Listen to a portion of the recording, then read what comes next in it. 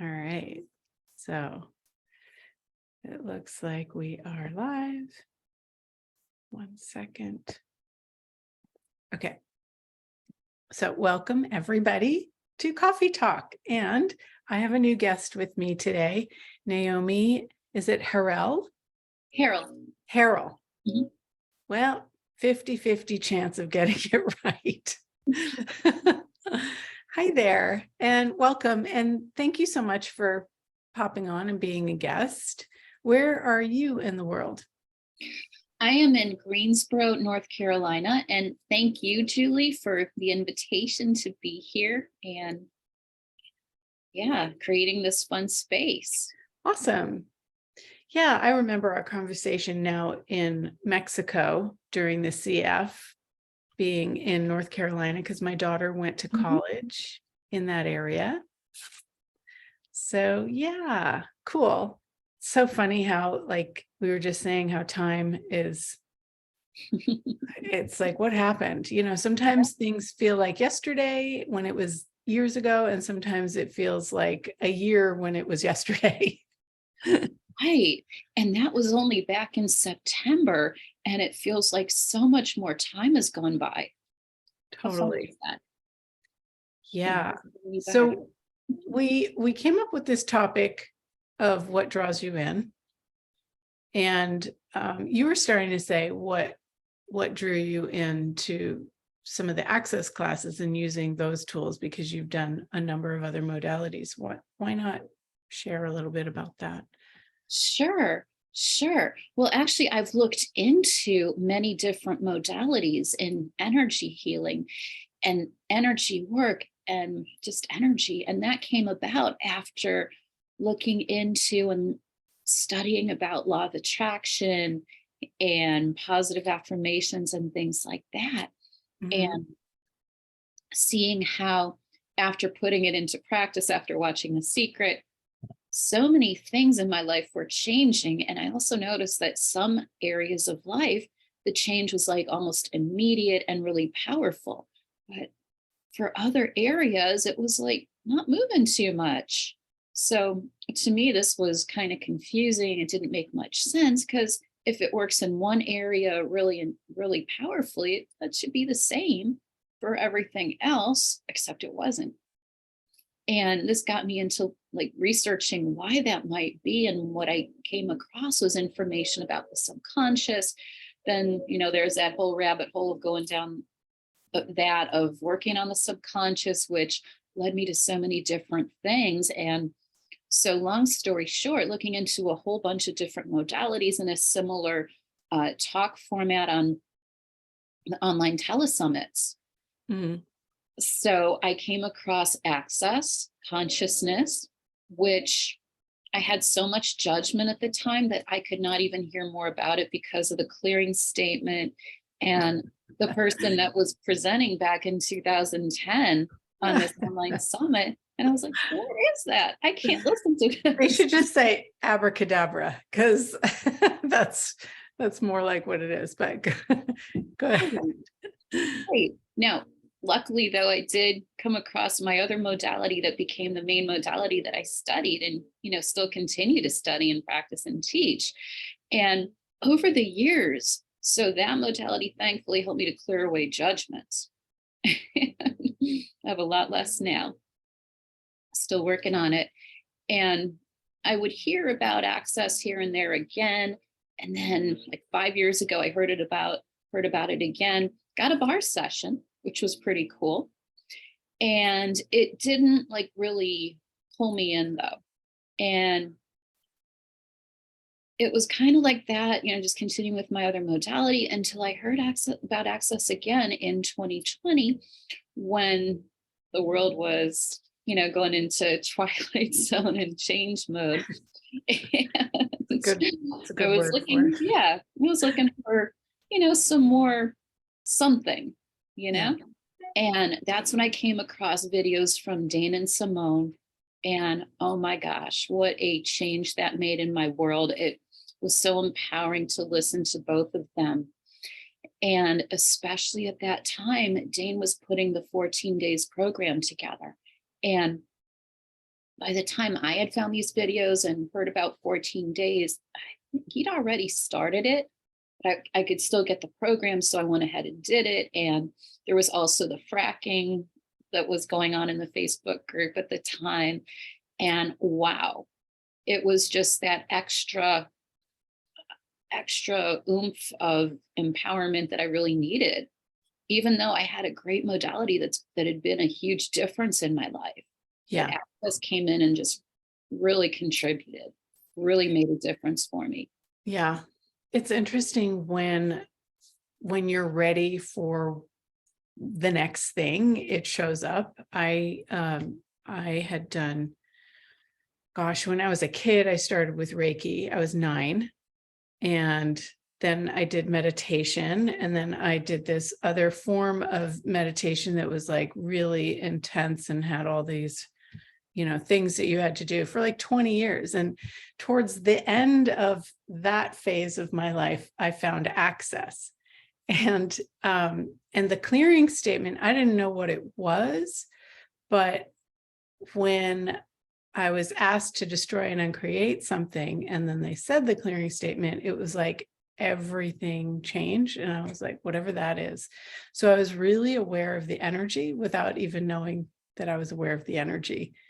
And the potency that it is in creating change, because it changed stuff.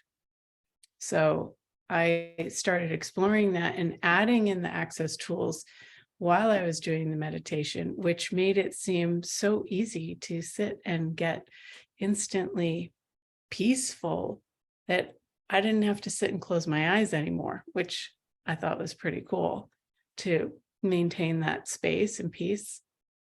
So it's interesting how the journey is, and when you find something that works for you, and if you're willing to have it be a contribution to you, or if you're not willing to have it that easy, because there's a lot of people who aren't.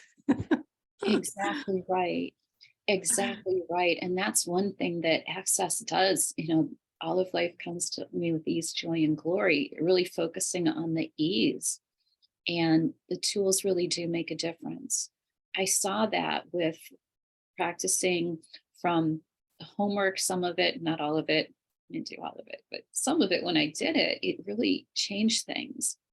And Oh, in then, the 14-day thing? Yeah. yeah, and then looking into a bars class and getting more change from that, and from the foundation class and the body class. I'm super grateful for the person that I went to the bars class with that encouraged me to also take foundation. And then there was a body class that she was helping to organize in the area that she was hosting, and told me about that. And even though I was just finding this after hearing the videos, watching the videos and the 14 days program, I kind of had that knowing like, yeah, I don't really know too much about this yet, but I need to do this. Yeah. Yeah. And I know sometimes people think that it's about money and, making money, but that really has nothing to do with it. And it's like each class that you take is an investment in your consciousness and ease and joy in your life. I just facilitated a talk to the entities beginning class this weekend, and the change in the people that showed up was like night and day. And it was like, at one point I did some facilitation, it was maybe 3 minutes, like literally 3 minutes, but it was 10 years of therapy Mhm. in 3 minutes. Oh, And she was just like, oh my God. And it will never go back to what she used to be functioning from, which is really cool. Like, I don't know how many things you can do that can actually give you that kind of change without going through trauma, drama, upset, it's really fascinating. yeah, it's amazing what we can get to, whether it's a bar session, facilitation session or a class like that, just a few minutes. That's really all it can take. Yeah. And, it's so different from what we're taught we're supposed to do if there's some kind of upset or pattern that we want to change in our life. This reality perspective, okay, go to a therapist.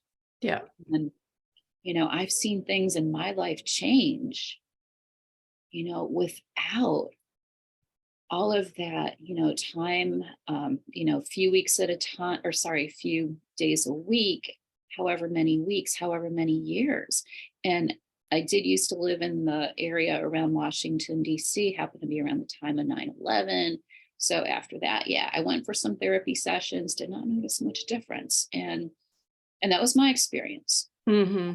Yeah. with the ex-husband. He's an ex-husband for a reason. And we did, however, go to couples therapy to try and iron things out, which didn't work. And, that therapist, bless her heart, she was maybe not so on top of things, and that I didn't feel like those sessions were too effective. And there's some amazing therapists out there. And I love that more and more are looking to learn about energy, and they'll show up to these classes in whether it's an access modality or other modalities that we work in, because they want to learn this too to help their clients. Mm-hmm. However, I think that straight therapy, just talking, this goes light years beyond just talking, although there is some value to that and feeling better after, and that's how that works for Yeah. some people. I mean, maybe you realize that you weren't meant to be together anymore. Like that was the end of the story. Mhm. And there's nothing wrong with that. Yeah. Yeah. Well, so there's that, and that counselor was not on top of her game. So it was Huh. Oh, well, and it how just does it worked get out. better? And yeah, like what's right about these things that we're not getting, Oh, and yeah, that was totally a part of the picture that I got at the time. And yeah, all of these experiences contribute in some way for sure. Yeah, it's like, that that was not quite what you required. And that's part of the thing that I love so much about Access, is that it is empowering. It's empowering for you to know what works for you, what doesn't work for you, what classes you're actually interested in, what you're not. And you have to look at, am I making it about the money? Or is it really that I don't want to change, or like I just want to stay with where I'm at? And that's totally fine too. But we have to really be honest about what our points of view are, because our points of view are really creating everything that's showing up. I Absolutely. had this like really cool, like more deep and expansive awareness about the letting go of really everything and the significance, like really, really, really letting go of who we think we are and what we're supposed to be doing and all of that, to be able to have the full awareness and expression of infinite possibility that we actually can be. And just like scratching the surface of that, I'm like, whoa. But every time we make something significant, every time we make, a point of view greater than our choice, like, oh, I can't do that, or I can't afford that, or they don't like me, or whatever the point of view is, we are definitely limiting ourselves and what we can choose. Absolutely. And yeah, anytime even the looking at something as, oh, that's a good thing, well, that can also cut off other possibilities. Yeah. Cool. And yeah, and there's so much that we're just like so ingrained with, and things that are such habit that really releasing that does make a difference. it's just getting to be aware of it. And So you were saying that you attended Gary's class about creating, last week, is it your life or the future that you haven't chosen? it's creating the reality that you don't know you can create, or something Mm. to that effect. And that was a lot of fun. Is there anything that you can share from that? Oops. Yeah. Well, even before that class, I've been focusing more on energy pulls because it's a lot of fun and I Mhm. enjoy that. And with the class, so what Gary got into was things to look at, and things that are in, things we would really like to have in our life. And then there was the whole rest of the class where people had things to say, things to contribute, and things to ask about. And how it changed things, I don't know. I do know that it's changed a lot. And that's the thing, though, is getting clear on what are those things that we'd like to have in our life. This is something that, if we don't do that, we're just going to be creating from all those points of view that are out there, and really getting clear on the things we'd like to create. And back to your point about letting go and releasing what's in the way of really being who we are. Yeah. All of these things make a difference. Yeah. I was also thinking in the last day or so about how much I have traveled the world with access classes, and how, there is a class, so you go to Rome or you go to Australia or whatever, and you choose it. You are choosing it. You can extend your stay if you like. But when I didn't have those, and I've been doing access for 19 years, so I've traveled a lot. But before that, like, there'd be family vacations and you go visit family. And I think like years before that, I went to Europe with my husband. I don't even know if we were married at the time. So like we really didn't choose a whole lot of other destinations on our own. And maybe it's a thing that people do later in life or whatever. But I've always loved travel. And I was looking at how all you have to do is choose it and put it on the calendar. You don't look at it and go, well, I wish I could go. You have to choose it and put it on the calendar. And then you look at tickets and, you make those steps incrementally. But how much do we just think we'd like to do something one day, but we don't actually choose it and commit to having it? And I think that's a lot of what he's talking about, is Yes. whatever it is, it's not right or wrong. It's just what you would like. So go for it. And then the choice part of it too. We do have to choose it after we realize what it is that we'd like to have. Choose that. Yeah. So even if it's like going to a bars trade, I created bars trade nights on Wednesday night 19 years ago. And I trade every single Wednesday night, if not more often than that. That's awesome. But that's one thing I have on my calendar and I commit to it. And it's interesting how, there's like people make other plans or do other things, and that's fine. But if you want to get your bars run and you don't know other people, finding a bars trade is a great way to do it. And you just put it on your calendar and you go.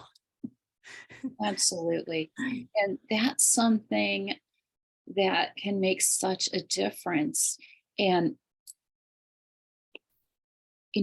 we talk about all of these different classes, and there's the simple bar session, except it's not really that simple. And it can do so much in one session. Yeah, it's another 10 years of therapy in an hour. And, Yeah. of course, it's going to be different for everyone. Still, though, it's amazing to see what happens during bars trades. And, it never stops amazing me what can change. Whether it's a session where I'm getting my bars run or doing a session for someone, just seeing what changes, what happens, what's different, and what it creates. And that's so important. We talk about all of these other classes too. And it's still really important to do the bars too, as well. Mhm. And Yeah.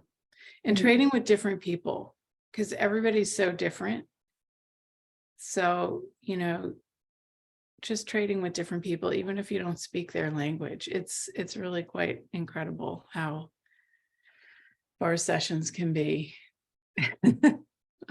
off the charts. Or, if it's the same person all the time that you're trading with, sometimes it gets, I don't know, more monotonous, or doesn't have to, but sometimes it can. So switching it up, finding new people to trade with. that makes sense too, because it's all about energy. Yeah. Yeah. And in the big classes with Gary and Dane, Gary would always say, find the most annoying person and ask them to trade bars with you. And so, like, you'd see all the people who are friends who came together trading, but then somebody else would ask you and you're like, oh shit, am I the most annoying person to them? So it puts you in question. But also, there's some truth to that. Like, somebody that annoys you probably has similar points of view that you do. And so when you Yeah. run bars, you clear them in both of you. Yeah, or there's some reason that they're annoying you. It's showing you something within you that's important to look at. And with just running bars, you can get to it without having to really go deep into the issue. Although that's the fun thing about during the session with the facilitation, sometimes you do become aware of it. Yeah. It'd be really cool also.